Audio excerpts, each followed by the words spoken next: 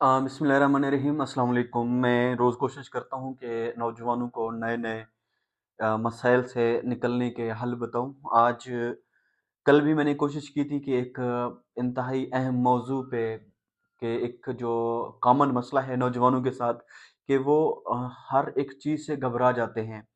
जो कल बात की थी मैंने, वो मैंने कहा था कि जी आज का जो नौजवान है वो पॉजिटिव स्टेप लेने से डरता है। डरता किन से है? दुनिया से। अगर मैंने ये कर लिया तो दुनिया क्या कहेगी? अगर मैं नाकाम हो गया तो दुनिया क्या कहेगी?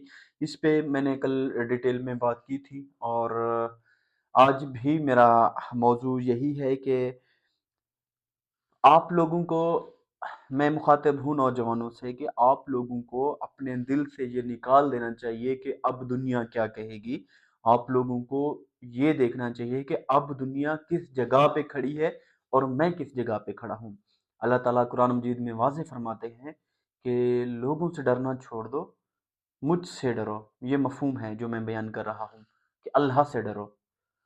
तो नौजवानों, कोशिश करो कि आप अपने आप को इस तरह से देखो कि आज दुनिया कहाँ पहुँच गई है और मैं दुनिया के डर से कि दुनिया क्या कहेगी, वही डर से वही डर लेके मैं कहाँ पे खड़ा हूँ।